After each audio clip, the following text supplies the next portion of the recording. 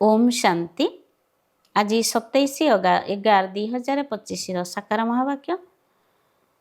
मधुर संतान माने बाबा जहाँ पढ़ाउचंती ताको भल भाव पढ़, तेबे 21 जन्म पाई रोजगार करिवार रास्ता मिलिजिवो, सदाकाल पाई सुखी होइजिवो।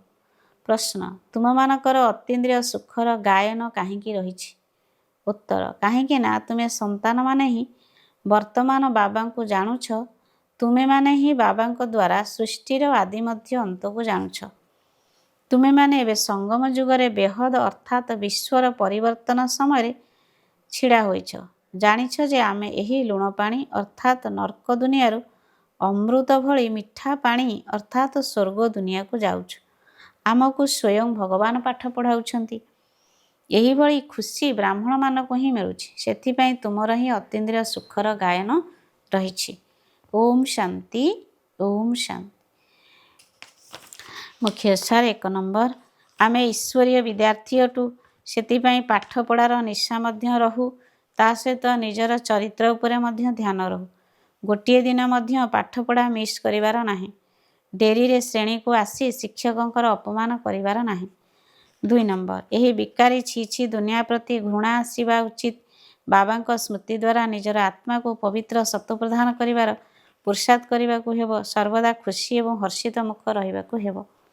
आजिर वरदान, निराशा आत्मा भितरे आशार संचार करुथिबा सच्चा परोपकारी संतुष्ट मणि भव।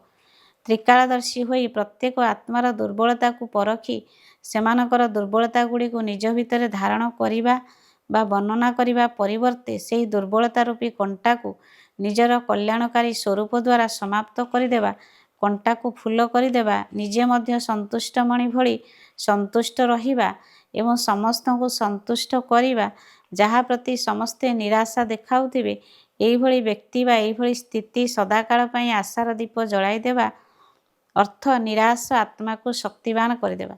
जदि एही भली श्रेष्ठ कर्तव्य चालू रहिथिबो, तेबे परोपकारी बा संतुष्ट मणिर वरदान प्राप्त होइजिवो। स्लोगान, जदि परीक्षा समय निजर प्रतिज्ञा मने पड़िबो, तेबे प्रत्यक्षता होइजिवो। अव्यक्त इशारा, अशरीरी अथवा विदेही स्थितिर अभ्यास को बढ़ाओ। सारा दिन भितरे मझिरे मझिरे जदि गोटिए सेकेंड भी मिलुछि, तेबे बारंबार एही विदेही हेबार अभ्यास को करि चालो।